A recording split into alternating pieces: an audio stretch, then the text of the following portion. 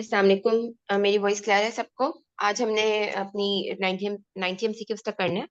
MCQ number 61 पे थे, page number 258, saffron respiratory system हम लोग कर रहे थे। अच्छा, अगर मेरी वॉइस में कोई प्रॉब्लम हो तो बता दीजिएगा चैट बॉक्स में। 61 एमसीक्यू है। A patient of CKD stage 3A। Stage 3A में आपके पास जीएफआर कितना होता था? हाँ जी, 3A में कितना होता था जीएफआर? 60 40 to 49 नहीं 40 to 40 to 45, 40 to 59, 45 to 59, sorry. नहीं, स्टेज 3 में 45 टू 59, और आपके पास स्टेज 3B में आपके पास 31 टू 45। ठीक है। 34 अब यहाँ पे हमारे पास कितना जीएफआर हो गया? 45 टू 59 के बीच, बल्कि सॉरी उल्टा बोल दिया, हाँ 45 टू 59 के बीच में। अब यहाँ पे इसका मतलब है यहाँ पे हमें रिनल डोज मॉडिफिकेशन करनी होगी। कल मैंने, मेरा ख्याल है, आपको वॉइस नोट में रिनल डोज मॉडिफिकेशन भी भेजा होगा। उसमें आपके पास क्या होता है, बाकी ड्रग्स तो आप सेम डोज में कंटिन्यू करते हो, लेकिन आप जो है ना इथम्पियोटोल और स्ट्रेप्टोमाइसिन, इसको इसको रिनल डोज मॉडिफिकेशन चाहिए होती है। सीकेडी के पेशेंट में अमाइनोग्लाइकोसाइड तो नहीं देना चाहिए। अगर इथम्पियोटोल देना है तो आफ्टर डोज मॉडिफिकेशन आप डायलिसिस के सेशन के बाद देते हो पेशेंट को। वरना कहते हैं अगर डायलिसिस के मतलब के सेशन से पहले देते हो तो वॉश आउट हो जाएगी। तो आप जो है ना इसे उसके सेशन के बाद देते हो। ठीक है। बाकी जो है वो इस आइसोनियाजिड और रिफैम्पिसिन को एज इट इज कंटिन्यू करते हो। पैरासिटामाइड और इथम्पियोटोल को डोज मॉडिफिकेशन के साथ दे देते हो। अच्छा, 62 एमसीक्यू है। 25 years old female who is pregnant is diagnosed as having pulmonary TB. ये मैंने आपको सारे वॉइस नोट्स भेजे में एक क्विक सी रिवीजन है ये। आपके पास प्रेगनेंसी में आपने 9 months की regime देनी होती है, 2 HRE और फिर 7 HR। 63 MCQ हमारे पास है। Patient with MDR TB presented with slowness with fatigue, dry skin and constipation. Labs showed TSH high. Which drug is responsible? इसके MCQs बहुत सारे आए हैं। एथियोनामाइड ना हाइपोथायरॉयडिज्म कराती है। एथियोनामाइड के MCQs हाइपोथायरॉयडिज्म के साथ बहुत सारे आते हैं। एक आता है क्लोफेजामिन का पिगमेंटेशन के साथ। MDR TB था, पेशेंट था, उसके साथ स्किन पिगमेंटेशन के साथ आया है। अब कौन सी ड्रग कल्प्रेट होगी, तो उसके आंसर में हमने लिखना होता है कि टीबी की ड्रग्स ना। तो लोग कंफ्यूज हो जाते हैं उसमें, पता नहीं कौन कौन से ऑप्शन सिलेक्ट करते हैं। तो क्लोफेजामिन जो है ना MDR टीबी में देनी होती है, और वो आपके पास पिगमेंटेशन कराती है। 64 MCQ हमारे पास जो है वो 35 years old female is a diagnosed case of Milroy TB, has started ATD for 7 months, admitted with a anasarca and worsening shortness of breath. Pleural effusion है उसकी, और pericardial effusion भी है। JVP and was normal with pitting edema up to the mid thighs. What is your diagnosis? अब हमारे पास ये TB associated एमाइलोडोसिस हो गया। रीनल एमाइलोडोसिस की टिपिकल ये हिस्ट्री होती है, आपके पास सारा नेफ्रोटिक सिंड्रोम डेवलप हो जाता है। 65 MCQ है। Which one of the following is the most common extra pulmonary site of TB? lymph nodes होते हैं सबसे कॉमन साइट, जो कि एक्स्ट्रा पल्मोनरी होते हैं टीबी की सबसे common source. 66 a diagnosed case of silicosis have developed pulmonary TB। Silicosis के बाद आपने अलमगरिबी में भी पढ़ा होगा, अगर किसी ने की हो तो उन्होंने लिखा हुआ है कि पल्मोनरी टीबी डेवलप होने का चांस ज्यादा होता है। But should be the minimum treatment duration of ATT in this patient. अब यहाँ पे सिलिकोसिस के साथ जब वो है वो 8 months आपने देना है ट्रीटमेंट। नेक्स्ट MCQ 67 है। Which one of the following diagnostic test is intended for latent tuberculosis infection. आपके पास अगर लेटेंट है, आपने पढ़ा था कि आपने आइग्रा कराना होता है। आइग्रा में आपके पास जब अगर आपके पास कौन सी कंडीशंस होती है लेटेंट टीबी में, आपने कौन सी, लाइक आप कोई ड्रग स्टार्ट करो, कौन सी ड्रग स्टार्ट करते हो तो आपको आइग्रा कराना पड़ता है? हाँ जी, कौन सी? आप डिमार्ट वगैरह जब स्टार्ट कर रहे होते हो ना, तो उसमें लिखा हुआ है कि आपने डीमाइलिनेटिंग डिजीज नहीं होना चाहिए और आइग्रा कराना होता है लेटेंट टीबी को देखने के लिए। यूमाटाइड आर्थराइटिस का एक MCQ आता है। 68 MCQ, which one of the following drug has highest potential to produce exfoliative dermatitis? अब जो स्किन रिएक्शंस नहीं होते हैं आरए में कराना होता है। आरए का पेशेंट में अगर आप जो है ना डिमार्ट स्टार्ट करने लगते हो, तो पेशेंट को पहले आपने लेटेंट टीबी को रूल आउट करना होता है, और आपने सॉरी डिमार्ट से ही आपने बायोमोलिकुलर एजेंट्स ना। तो आप जब स्टार्ट करते हो तो उसमें आपने डीमाइलिनेटिंग डिजीज देखनी होती है, हिस्ट्री तो नहीं है, और साथ में आपने आइग्रा कराना होता है। हम यहाँ पे मोस्ट चेस्ट एक्सरे कॉमनली मतलब कॉमन करा देते हैं। इन्फ्लेक्सिमैब, रेटोक्सिमैब इनके साथ क्या? हाँ, ये आपके पास बायोमोलिकुलर एजेंट्स है ना, तो इनमें डिमार्ड नहीं, गलती से मैंने डिमार्ड बोल दिया। अच्छा, आपके पास पैरासिनामाइड के साथ ना इडियोसिंक्रेटिक रिएक्शन ज्यादा होते हैं। 69 MCQ हमारे पास है। आप regarding pathophysiology of COPD which one of the following is incorrect. अब आपके पास यहाँ पे जो ऑप्शन दिया हुआ है कि decrease residual volume over TLC. अब आपको ना ये आपको मिलेगा अगर किसी के पास ऑक्सफोर्ड की हैंडबुक है रेस्पिरेटरी की, रिस्ट्रिक्टिव और ऑब्स्ट्रक्टिव की जो स्पायरोमेट्री दी गई है ना, आपके पास जो पैटर्न्स होते हैं जिसमें आपके पास केसीओ एल्वियोलर रेशियो, वो उसमें बहुत अच्छा एक टेबल बना हुआ है। अगर आप में से कोई किसी का कोई कोलीग पल्मो में है ना, तो उससे कहिएगा वो आपको शेयर कर देगा। मैं देखूंगी मेरे पास अगर पीडीएफ में पड़ी हुई है, क्योंकि मेरे पास मैंने मोबाइल चेंज किया, चीजें मिसप्लेस हो गई हैं थोड़ी सी। तो इसमें आपके पास जो है ना residual volume decrease over TLC. Heart heart therapy start करवाने से पहले आइग्रा आपने देखना होता है, इम्यून कॉन्स्टिट्यूशन सिंड्रोम ना हो जाए ना। कभी यहाँ पे हार्ट थेरेपी ऐसा कराते हुए किया नहीं है, आइग्रा करवाया नहीं हमने। अच्छा, 70 MCQ हमारे पास है, which in the following combinations of interventions influence the natural history of COPD. आपके पास जो है नेचुरल हिस्ट्री, आपको पता है कि स्मोकिंग सेसेशन, एल्टॉट और लंग वॉल्यूम रिडक्शन सर्जरी। मैंने आपको सीओपीडी के वॉइस, अब हमारे पास सीओपीडी चल पड़ा है, सीओपीडी और एस्थमा के मैं आपको वॉइस नोट्स भेजूंगी बहुत क्लियर कट, सीएमडीटी से, जीना गाइडलाइंस से और गोल्ड गाइडलाइंस। तो वो आपको सारा क्लियर हो जाएगा कि किस तरह आपने ट्रीटमेंट करना है, किसका सर्जरी का क्या रोल है, कब आपने लंग वॉल्यूम रिडक्शन सर्जरी करानी है, ये सारा कुछ। 71 MCQ है हमारे पास। A 60 years old male chronic smoker presented to you in OPD with progressive dyspnea for 5 years. He told you now he has to stop to catch his breath after walking 100 meters on the flat. He has three exacerbations आ गई हैं उसकी। spirometry was done which shows FE 125%। अब आपको पता है ना इसकी CAT scoring पे COPD इसका देखना होता है, गोल्ड स्टेजिंग लेटेस्ट आई है, पहले ABCD होता था, अब ABE हो गया। वो भी मैं आपको सारे वॉइस नोट्स में भेजूंगी क्लियर वाले ना। अब यहाँ पे हमारे पास इसकी 50% से कम है। वैसे ही आपको पता चल रहा है ई स्टेजिंग में जा रहा होगा, एक्सेसरबेशन ज्यादा हो गई है। ई स्टेजिंग में आपने स्टेरॉइड्स ऐड करने होते हैं, लाबा प्लस सामा विद स्टेरॉइड्स। ये लेटेस्ट गोल्ड स्टेजिंग है, मैं आपको भेजूंगी अभी। 72 MCQ है। Patient was admitted with acute exacerbation of COPD. You must manage the patient. You manage the patient with a standard medical therapy and plan for discharge. Which one of the following clinical criteria preclude the patient as a candidate for successful discharge? अगर उसे frequently साबा use करना पड़ रहा है तो इसका मतलब है वो सक्सेसफुल कैंडिडेट नहीं है। तो इसमें आपने ये आंसर सेलेक्ट करना है, इनहेल साबा आपने 2 आवरली, ये नहीं हो सकता। उसके डिस्चार्ज पे प्रिक्लूड करेगा ये। अच्छा, ये आपके पास हमें एक एमसीक्यू आईएमएम में आया हुआ था कि सक्सेसफुल डिस्चार्ज के लिए आपके पास पीक एक्सपायरेटेड फ्लो रेट कितना होना चाहिए, कोई बताएगा? इस चीज के लिए मैडम 70% आपके पास अगर पेशेंट एस्थमा का, अब आपको लगता है कि इसे डिस्चार्ज कर देना चाहिए, क्या इंडिकेशंस हैं? वैसे मैं आपको वॉइस नोट में भेजूंगी ये सारी चीजें। 8 kPa से ज्यादा हो। आपके पास अगर पीक एक्सपायरेटरी 75 से ऊपर चला गया, 75% से। 75। सही, हाँ Madhiya, thank you so much. मुझे काफी लोगों ने कहा कि वॉइस नोट से बहुत फायदा हो जाता है।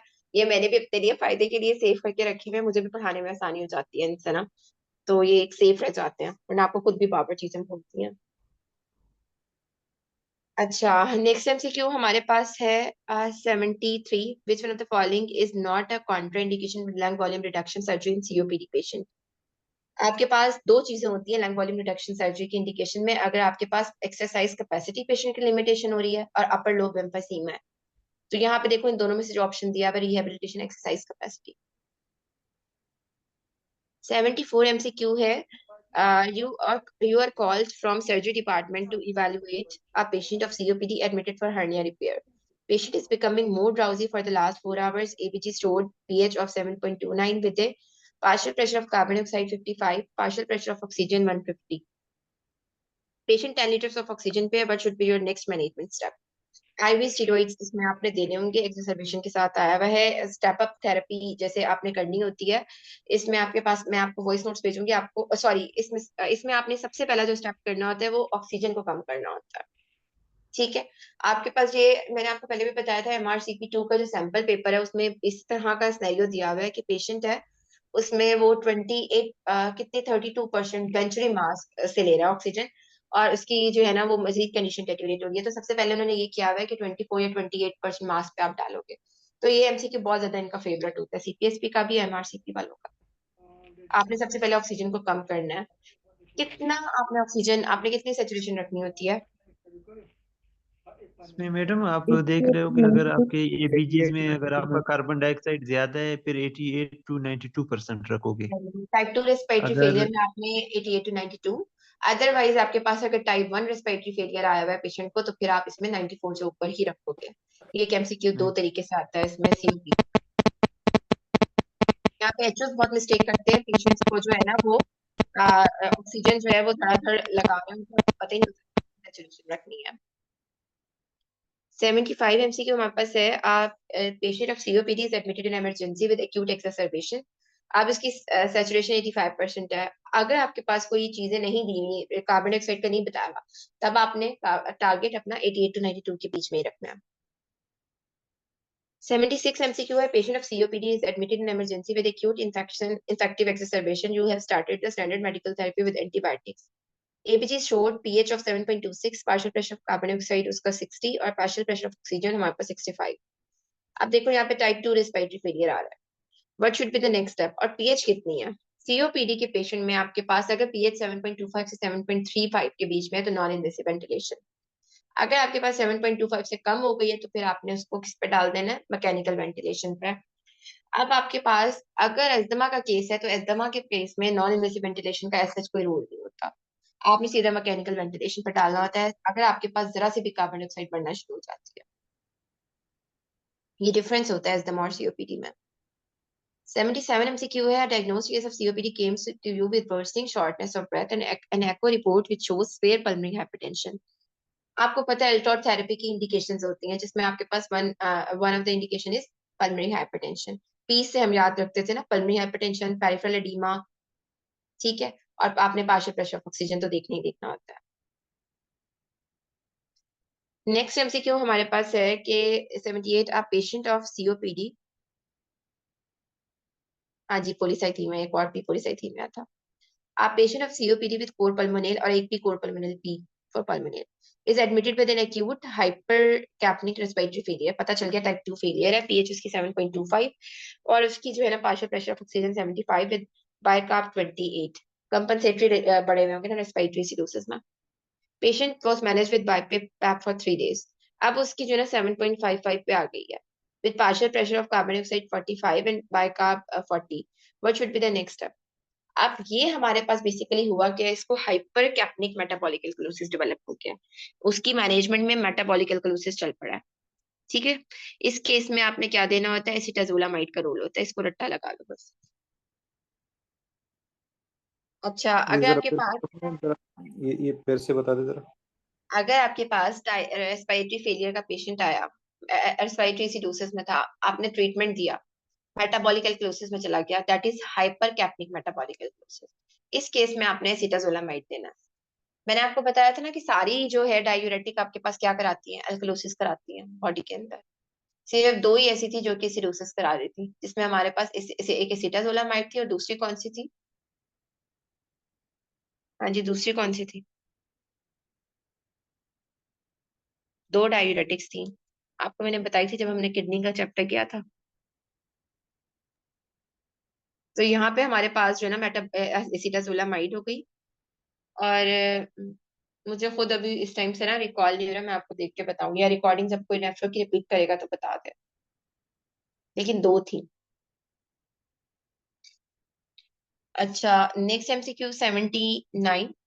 What is the most common cause of massive hemoptysis world wide? TB. इसीलिए आपके पास अगर हेमोप्टिसिस का केस आता है लॉन्ग केस में, तो आप पहले डायग्नोसिस टीबी को ऊपर रखते हो as compare to lung carcinoma, अपना एनवायरनमेंट देखते हुए। 80 MCQ है। Patient with complaints of recurrent episodes of hemoptysis for the last 3 months, all the blood test and chest x ray are normal, what should be the next best investigation? आपने recurrent episodes हैं, आपने approach ही ऐसे करना होता है, फिर आपने सीटी कराना होता है इसके बाद। 81 MCQ एस्थमा के स्टार्ट हो गए। एस्थमा के मैं आपको वॉइस नोट्स भेजूंगी, आपको मजीद उससे क्लियर हो जाएंगे सारे। ये तो सिर्फ थोड़े थोड़े एमसीक्यूज हैं, प्रॉपर गाइडलाइंस में शेयर करूंगी। Asthma control is assessed by measuring symptom control and which of the following. आपने देखना होता है दो चीजों को कि future risk of adverse outcome कितना है उसका। ठीक है, आपने सिम्टम्स देखने हैं और future risk of adverse outcome, ये रट्टा है इस चीज का, ये दो चीजें आपने देखनी है। 82 MCQ हमारे पास है, how often should asthma symptoms should be assessed. आपके जब जब जब आपको अपॉर्चुनिटी मिल रही है, जब जब पेशेंट आपके पास आ रहा है, आपने उसकी असेस करनी है frequency at every opportunity including during prescription. 83 MCQ है, diagnosed case of severe asthma should be made after about how many months of uncontrolled asthma। Swear asthma की डायग्नोसिस आप 3 to 6 मंथ्स बाद आप बनाते हो कि अगर आपके पास पेशेंट के जो है ना डिफिकल्ट टू ट्रीट हो रहा है। ठीक है, अगर आपने इसमें आपने एजुकेशन प्रोवाइड कर दिया, ऑप्टिमाइज कर दिया ट्रीटमेंट को, मॉर्बिड और मॉडिफाइबल रिस्क फैक्टर्स बता दिए, considerable non biological add on therapy, non pharmacological intervention, high dose inhale corticosteroids भी देती है। अच्छा, मेरा इंटरव्यू था जब पाकिस्तान में, तो उसमें उन्होंने मुझसे पूछा था कि पाकिस्तान में हमारे पास, और उन्होंने सारा बोला ब्रिटल एस्थमा। ब्रिटल एस्थमा क्या होता है?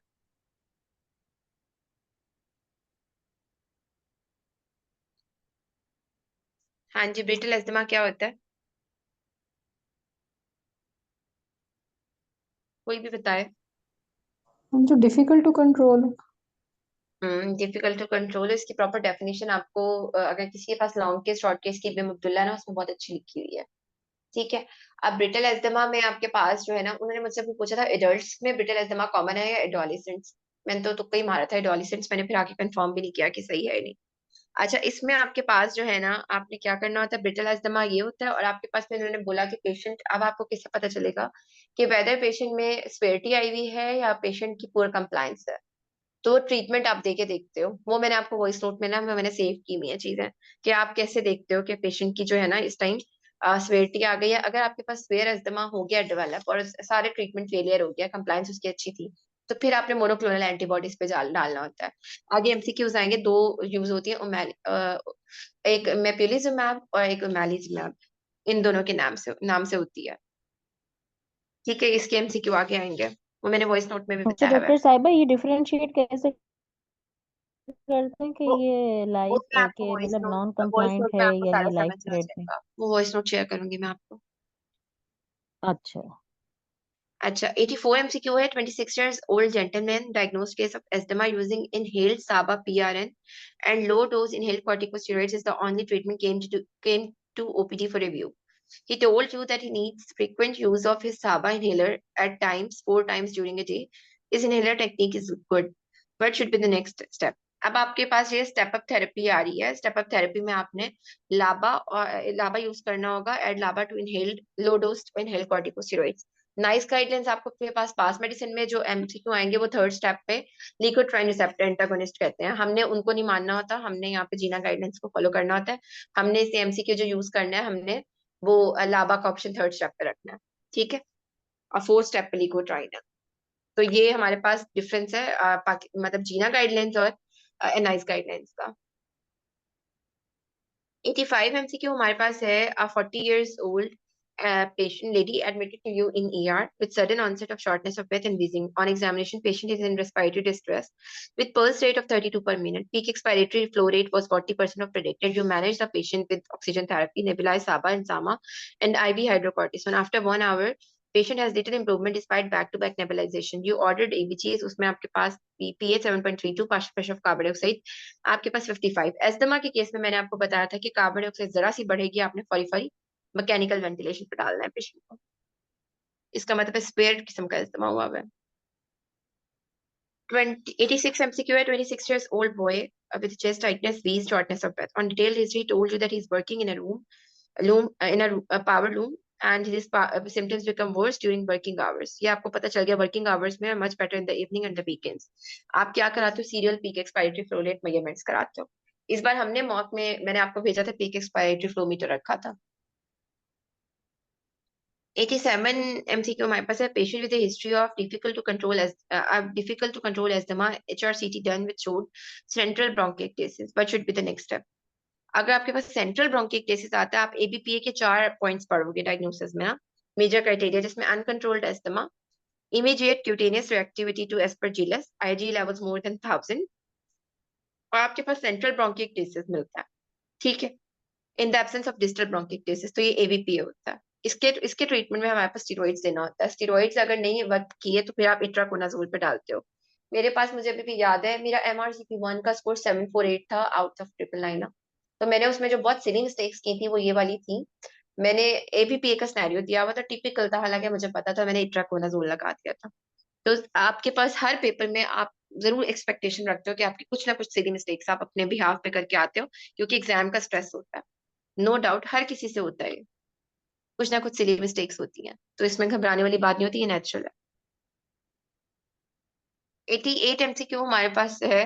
A 35 years old patient with is the diagnosed case of asthma for 3 years and recurrent episodes of exacerbations।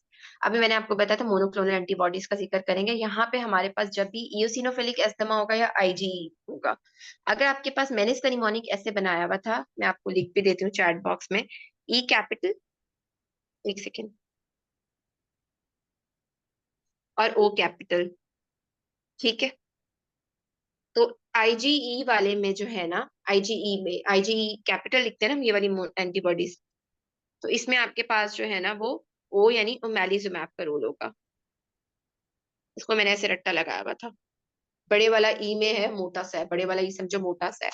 और जो इओसिनोफिल वाला है उसका ई तो हम छोटा ही लिखते हैं ना, उसमें आपके पास मेप्रिलिजुमैब का रोल होता है। ये दो किस्म के MCQs आते हैं, ठीक है। आपने देखना होता है इओसिनोफिलिक एस्थमा दिया हुआ है या फिर आपके पास IgE एस्थमा दिया हुआ है, तो कौन सी मोनोक्लोनल एंटीबॉडी यूज करनी है, ये हमारे भी इन एग्जाम में दोनों को रिपीट कर देंगी फिर प्लीज, फिर से। हमारे पास जो IgE मेडिएटेड होता है ना, जो IgE एंड मोनोक्लोनल एंटीबॉडी, हम्म इसका में मैंने O हम्म का निमोनिक बताया हुआ है कि जो E बड़ा है उसके साथ ओमेलिजुमैब है, और जो इओसिनोफिल्स हम्म हैं उसके साथ EM मेप्रिलिजुमैब है। ओके। ये हमें एग्जाम में आया था MCQ। 89 MCQ, 26 years old, 26 years old patient presented in emergency with history of shortness of breath with right sided chest pain for 3 hours. He told you that he has fever with right upper quadrant abdominal pain for the last 2 weeks. What should be the diagnosis? अच्छा, आपके पास जब भी आपके पास hepatic abscess की हो, right, आपके पास हाइपोकॉन्ड्रियल pen हो, उसके रप्चर की वजह से आपके पास जो है ना वो कॉम्प्लिकेटेड हो सकता है वो, और जिसकी वजह से जो है ना ये सारे सिम्टम्स पेशेंट को आ सकते हैं। That is ruptured hepatic abscess basically, right, आपके पास अपर क्वाड्रेंट एब्डोमिनल पेन के साथ। बाकी फीचर्स हैं शॉर्टनेस ऑफ ब्रेथ के। लास्ट MCQ आज का हमारा, 90 or 40 years old female presented with acute severe asthma and is put on mechanical ventilation. Which of the following ventilation strategy is suitable for her? ये थोड़ा सा complicated सा MCQ है। इसमें आपके पास क्या होता है कि आपने वेंट वाली सेटिंग में आपने एक्सपायरेटरी टाइम को इंक्रीज करना है और डिक्रीज करना है एक्सपायरेटरी फ्लो को, ठीक है। तो ये आपने वेंट की सेटिंग्स रखनी होती है। टाइडल वॉल्यूम का जो फॉर्मूला होता है मैं आपको शेयर करती हूँ अभी, उससे आपको क्लियर कट नजर आ जाएगा कि टाइडल वॉल्यूम आपने क्या क्या चीजें रखनी होती है एस्थमा की स्ट्रेटेजीज में, ठीक है। आपने रिड्यूस करना होता है टाइडल वॉल्यूम को, या आप लिख लो अपने पास पॉइंट्स की सूरत में, ठीक है। Less gas to exhale and reduce respiratory rate, ठीक है, ये दो चीजें आपने कम रखनी है।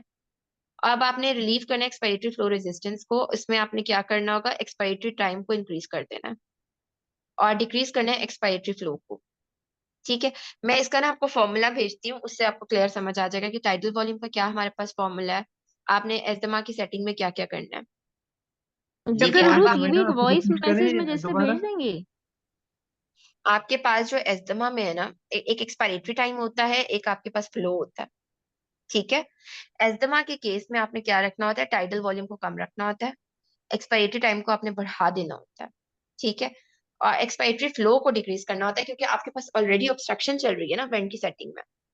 तो आपने जो है ना एक्सपायरेटरी फ्लो को कम करना है, टाइम को इंक्रीज कर देना। जब आप एक्सपायरेटरी टाइम इंक्रीज करोगे ऑटोमेटिकली, जब आपके पास टाइम ज्यादा हो जाएगा तो फ्लो आहिस्ता आहिस्ता चल के जाएगा ना।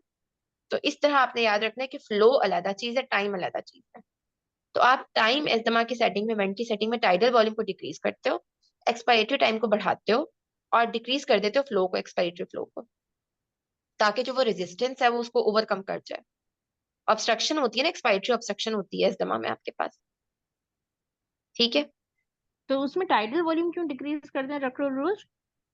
टाइडल वॉल्यूम को हम इसलिए डिक्रीज करते हैं ताकि पेशेंट, टाइडल वॉल्यूम में आपके पास होता क्या है कि आपके पास जो है, जो 1 मिनट में पेशेंट जो है ना वॉल्यूम ले रहा है लेस गैस ताकि एक्सहेल हो आपके पास, ठीक है।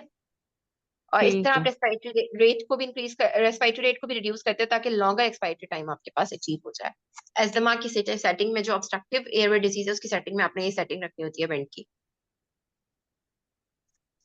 ठीक है, ये आपने याद रखना है। इसको मिक्स कर जाते हैं सब लोग एक्सपायरी टाइम से और फ्लो से। फ्लो कम रखना है आपने, सेम एक्सपायरी टाइम ज्यादा सेम रखना है। ये सेम स्ट्रेटजी विद सीओपीडी जितने भी ऑब्स्ट्रक्टिव हैं। इसमें ना ये जब हम लोग आईसीयू कर थे उनसे हम ये लोग पूछते थे, लेकिन अस्थमा का तो यही होता है ऑब्स्ट्रक्टिव एयरवे डिजीज, तो उन्होंने यही बताया था कि हम ऑब्स्ट्रक्शन होती है तो एयरवे वेंट की सेटिंग्स आईसीयू वालों को ज्यादा अच्छी आती हैं। तो उन्होंने हमें यही बताया था कि आपने एक्सपायरी टाइम जो है ना वो आपने जो है इसमें इंक्रीज रखना है, आपने फ्लो को कम रखना है। एक्सपायरी टाइम आप जब इंक्रीज कर दोगे, जैसे वेंट की सेटिंग में आ रहा था 1:3, और इस तरह जब एक्सपायरी टाइम को आप इंक्रीज कर देते हो तो उसको फ्लो स्लो हो जाता है उसका, इस तरह ऑब्स्ट्रक्शन को वो ओवरकम कर जाता है। ठीक है। डॉक्टर डुरूज, मुझे इसमें एक ये पूछना था कि ये जैसे जो वेंटिलेटर में आपने बताया, एक तो आई रेशो होता है ना, इंस्पायरेटरी एक्सपायरेटरी। तो हम्म। अगर आपने एक्सपायरेटरी टाइम कम रखना है यानी आई रेशो ज्यादा होगा। एक्सपायरेटरी टाइम ज्यादा रखना है।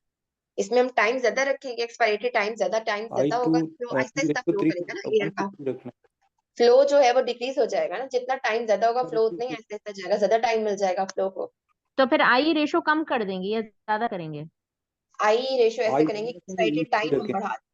ठीक है, आई रेशो को बढ़ा देंगे ना?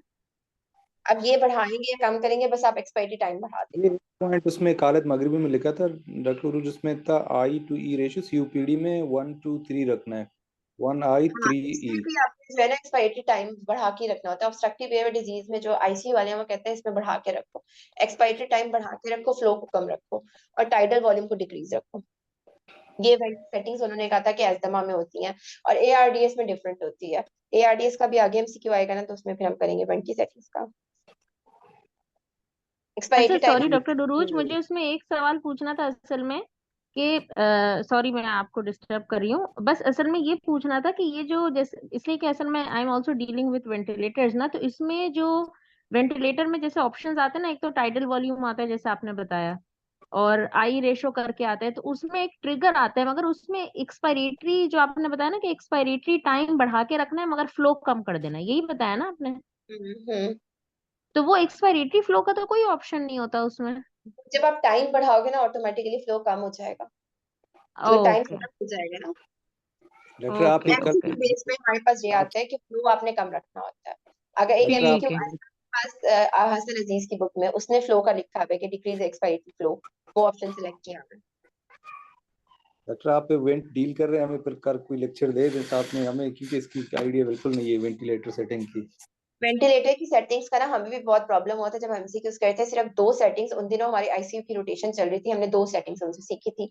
एक एस्थमा में कि आपने क्या करना है, बस इसका यही रट्टा है कि टाइडल वॉल्यूम को कम कर देना आपने, एक्सपायरेटेड टाइम को आपने जो है ना वो बढ़ा देना है ताकि आपके पास फ्लो कम हो जाए, तो ऑब्स्ट्रक्शन जो है वो आहिस्ता आहिस्ता रिलीव हो, आराम आराम से एयर बाहर एक्सहेल हो जाए। और आपने हमने और एआरडी रेस्पिरेटरी रेट कम रखना है यहाँ अस्थमा में, हाँ हाँ मेरा। जी रिड्यूस करना है ताकि लॉन्गर एक्सपायरी टाइम हो जाए। हाँ जी। वैसे मैं यहाँ मतलब अगर बंदा सोच ले तो इस्तेमा में वैसे भी बंदा ज्यादा सांस ले रहा होता है, उसकी जो रेट तो आप उसको आपने रिड्यूस करना है, बिल्कुल बिल्कुल इसकी उसको वेंटी कम को करना रट्टा है, वो लगाना है, एग्जॉल कर क्योंकि रहा है ना। की संख्या आती है। एक्चुअली कहीं वो कह मैं देते हैं कि आपको रेस्पिरेटरी रेट को कम करना है, कहीं वो कह देते हैं कि एक्सपायरी टाइम को क्या करना होगा, कहीं वो कह देते हैं फ्लो को क्या करना होगा। तो जब आपके जहन में एक इसका कॉन्सेप्ट ना, होगा तो आप एमसीक्यूज पिक कर सकते हो। मैंने थोड़ा सा ऐड करना था डॉक्टर रूज कि हाँ अगर जी। हम सिर्फ इनका वो जो फ्लो कर्व है ना, कि वो जो एक एक जो संजय शर्मा वाली कर्व है कि ऑब्स्ट्रक्टिव में क्या होगा, और हमें नॉर्मल चीजें पता हो ना कि रेजिडुअल वॉल्यूम होता क्या है, टाइडल वॉल्यूम क्या होता है, लंग हाँ के जी, अंदर ये आपको एक्चुअली करना है। ये अल मगरिबी के जो फर्स्ट चैप्टर में फर्स्ट वाले पेज पे दिया हुआ है ना वॉल्यूम सारे, ये आपको आने चाहिए। टाइडल वॉल्यूम कितना है आपके पास जो वो है वो, रेजिडुअल वॉल्यूम कितना होता है, नॉर्मली कितना होता है, कैसे कैलकुलेट करते हैं, ये कर्व्स आनी चाहिए। अगर आप देखोगे हाँ तो अल मगरिबी के दूसरे पेज पे है ना रेस्पो के चैप्टर में, तो वो आपने वो रट्टा जी, लगा लिया, दूसरे तीसरे पेज पे है, या आप नेट से भी निकाल सकते हो कर्व्स को। मैं बस ये समझाना चाह रही थी कि अगर हमें वो उसका कॉन्सेप्ट याद हो जाए, समझ आ जाए ना ब्रेन में कि ह्यूमन लंग के अंदर एक्चुअली पैथोलॉजी हो क्या रही है, तो वेंटिलेटर सिर्फ उसको असिस्ट करता है, उसको या तो रिलीफ करता है या उसको बिल्कुल उसको रोक देता है उस चीज को ना। तो वो चीजें फिर आपको सेटिंग करना आसान हो जाती है, मल्टीपल टाइम्स इट हैपेंस, तो आपको सिर्फ डायग्नोसिस सही होना चाहिए क्लिनिकली। तो आपका अगर रेजिडुअल वॉल्यूम बढ़ रहा है तो फिर आप न्यूमोथोरैक्स करा दोगे अगर आपने टाइडल वॉल्यूम वेंट का ज्यादा हाँ रख जी, दिया। ये कॉम्प्लिकेशन भी आती होती है MCQ, बिल्कुल आती हाँ है। ये कि आप क्या करोगे। है ना, जो मैं वो मैं आपको यही इंटेंसिविस्ट बता रही थी ना कि हमारे पास पेशेंट था, उसको नीमोथोरैक्स डेवलप हो गया था आफ्टर इंट्यूबेशन। उसको यही हुआ था ना, वॉल्यूम की उसकी इवेंट की हाँ सेटिंग्स खराब कर दी थी। मैं ये समझाना चाह रही थी इनको कि ये सिर्फ और सिर्फ उसको सिर्फ ध्यान से अगर फिजियोलॉजी लंग की समझ जाए ना, इंस्पिरेटरी और एक्सपिरेटरी, ये ऑब्स्ट्रक्टिव और रिस्ट्रक्टिव डिजीजेस की, तो ventilator is very easy. Ventilator का कुछ भी नहीं, वो फिर इनको कंफ्यूजन नहीं होगी। तो जिसको कोई कंफ्यूजन होगी तो इनबॉक्स पे कर सकते हैं, क्योंकि हम लोग ऑन हैंड्स इसको करते रहे हैं। और वो सिर्फ यही है कि देखिए, अगर आपने उसका वॉल्यूम कम करना है, अंदर ज्यादा हवा लंग के अंदर है और आपने बाहर निकलवानी है, तो दैट मीन्स कि आप उसे टाइम देंगे। यही वो चीज है जो डॉक्टर अरूज आप अभी थोड़ी देर में बस समझा रही थी, और वो एक डॉक्टर साहब को समझ नहीं आ रहा था कि आप उसको जितना अलाउ करेंगे ना एक्सपिरेशन पे, वो उतनी देर वो उसको लंग को रिलीव मिलेगा, ऑब्स्ट्रक्शन रिलीव होने का। This is what the time flow was. Doctor ये आप अपना नाम बता दें ताकि हम डॉक्टर आपसे फिर सादिया है, आप डॉक्टर सादिया, ये वेंट की सेटिंग्स की अगर आप ICU में काम कर रही हैं तो प्लीज आपने वॉइस नोट भेजने हैं ग्रुप पर, ठीक है। जी डॉक्टर आप ये सादिया आप सारे भेज दीजिए। ऑब्स्ट्रक्टिव और रिस्ट्रिक्टिव की ना सारी ग्राफ सेटिंग्स से की। बहुत अच्छा समझ आ जाता है। ग्राफ बना के आई विल ट्राई कि मैं एक ड्रॉ करके ना वीडियो शेयर कर दूंगी ग्रुप पे ना। आपने ये काम ठीक है आज ही करना है, आपने करनी है ये, ठीक है। चलिए, आई शैल ट्राई माय बेस्ट इंशाल्लाह। Thank you. Thank you. Okay, अच्छा, थैंक ऐसा यू है डॉक्टर। कि मदीहा पूछ रही है कि नाइस और जीना में आपके पास नाइस गाइडलाइंस में एस्दमा के थर्ड स्टेप पे डिफरेंस आ जाता है। नाइस कहती है कि आप लिकोट्राइन रिसेप्टर एंटागोनिस्ट ऐड कर दो थर्ड स्टेप पे, जबकि जीना कहती है लाबा ऐड करना है। तो हमने जीना को फॉलो करना है, थर्ड स्टेप पे हमने लाबा ऐड करना है, नॉट लिकोट्राइन रिसेप्टर एंटागोनिस्ट, ठीक है। इनहेल कॉर्टिकोस्टेरॉइड्स के बाद हमने लाबा ऐड करना है, नॉट हमने लिकोट्राइन रिसेप्टर एंटागोनिस्ट। बाकी अगर आपको मजीद कंफ्यूजन होगी तो डॉक्टर सादिया ICU में काम करती है, तो वो ज्यादा अच्छा वेंट की सेटिंग्स को मजीद बता देंगी, ग्रुप पे ही बता देंगी ताकि बाकियों को भी प्रॉब्लम ना हो।